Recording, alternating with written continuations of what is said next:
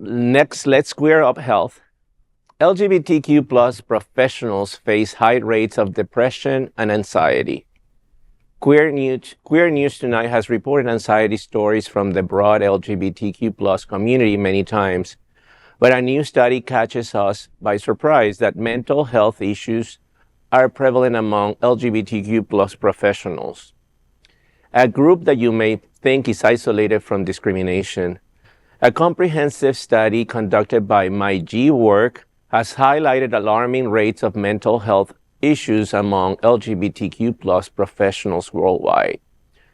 Published in partnership with social psychologist Marc Svensson, the research underscores significant challenges faced by queer individuals beyond Pride Month.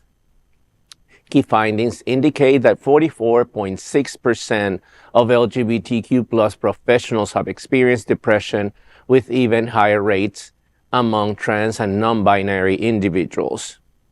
Additionally, close to a third of respondents reported experiencing a generalized anxiety disorder, with similarly elevated rates among trans, non-binary, and bi+ respondents.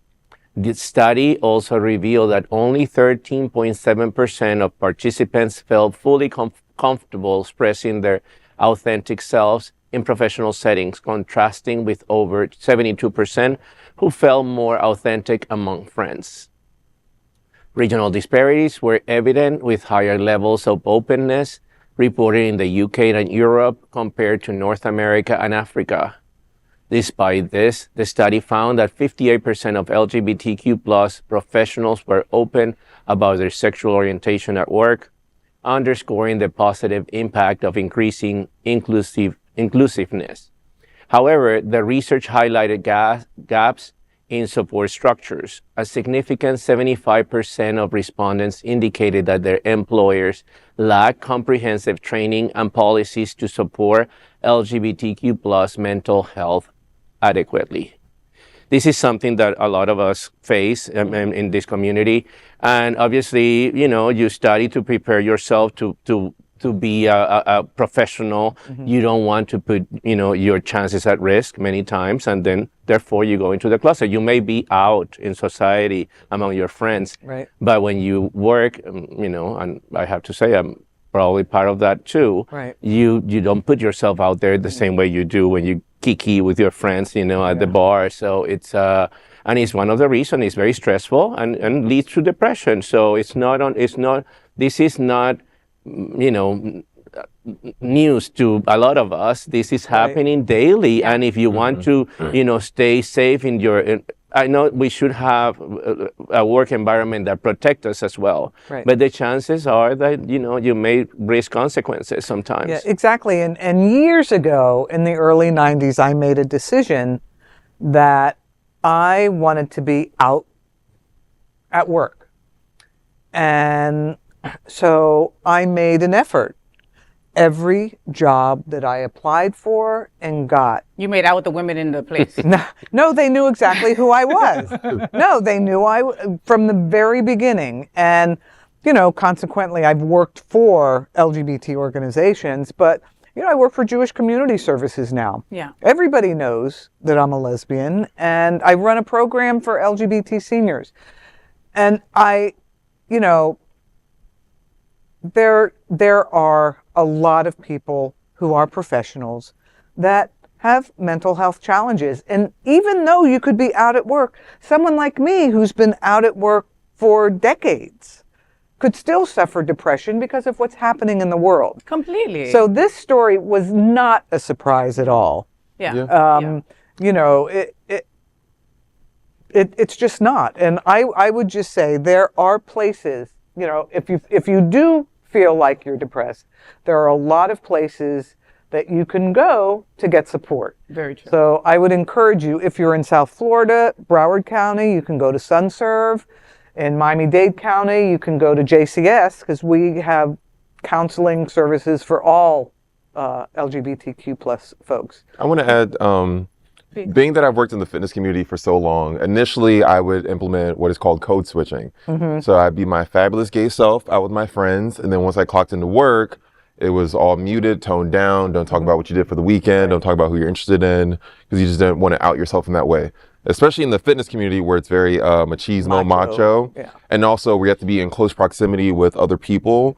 My innate feeling would be, I don't want this person to be uncomfortable with my sexuality. So I would sort of fault myself for being gay because I didn't want to make people around me feel bad or uncomfortable. So you basically were in the closet for that moment while you're training somebody. Literally, because when you're stretching yes. them, you don't want them to think stupid shit. Exactly. Nowadays, I'm like, I'm gay, I do drag, you better come to a booking or you're homophobic. Like, honestly, like I care less now. But back then when you're younger and you have like a lower wage job, it's just like, let me just keep quiet because I'm not going to be here that much longer. So let me just keep it chill. But when you come out to your parents and your friends, that's a huge jump. When you come out in the workspace, that's another huge jump because you don't know if that's going to compromise your wages, your ability to live. And that leads to anxiety and depression. You feel like you're closeted, closed off. You can't talk about things, family life, love life, like your coworkers do. So you feel like you're on the outs. And I completely agree with that sentiment. I've been there. There are, like Cindy said, there are absolutely so many resources, but do understand that there's a percentage of people who do not care about your sexuality. Much like myself, I was telling myself that they would care. I was telling myself the clients would care. They did not care. They didn't. And if they did care, I'm a big 230-pound dude. What they gonna do? They ain't fucking what they gonna do? They ain't messing with you. But you know, the reality is that most companies don't have training and support for LGBTQ plus people who work there, right? And the people who are around them. Both your sentiments are fantastic, but they're both luxuries that you have. Understand that, right? There's many people in the business world that, you know, my wife's a nurse. She was not out for most of her tenure because it's the same way, like Bonnie was saying, right? You're tending to a patient that doesn't want to be touched by a gay person, right? I went through that. I've been through that. That was one of my biggest fear when I was doing my residency. I was an intern and he was a resident. He was very flamboyant, very out. This again, a lot of us come from different countries. It's not America. We don't have the same. So I grew up with that fear. He was very flamboyant. He was in the residency. He got expelled. He got kicked out. And after I saw that, he was going to be a doctor, correct? Yeah, he was. He was ahead of me. He was going to be a pediatrician. He was going to be a pediatrician. So, and he was kicked out. I saw that, and immediately, what is your reaction? You just go in the closet. Go even deeper into that closet. I fear that was going to happen to me. And we were friends. You know, we were like, you know, friends. Yeah, no, we never had anything, but we were very friends. But you friends, you went to a bar after and you were in a safe company. And I was like fearful that will happen to me. How do you think you get rid of that? That's very difficult to get over that. I know when we come here, things it's like reprogramming in many ways, but you never know. I work with people here very homophobic, where they will make these defamatory comments, against gay people in the office, just like Nelly-Willy, just and how do you feel? I mean, there are consequences. If I get fired, I lose my job, and therefore, that's my. I mean, listen, LGBTQ plus people are full of fear for a million reasons, right? And nobody wants to lose their job in this economic climate that we're in right now. Exactly. Let it be now. Add on top of it that it's an election year, right? So LGBTQ plus people are scared as shit to come out or even talk about politics at work because you want to get that promotion, you want to get that raise, right? And you don't know if your boss or HR person is not gay friendly. You just don't know. That's fear. Of course we're freaking depressed. Right. Yeah. That is true.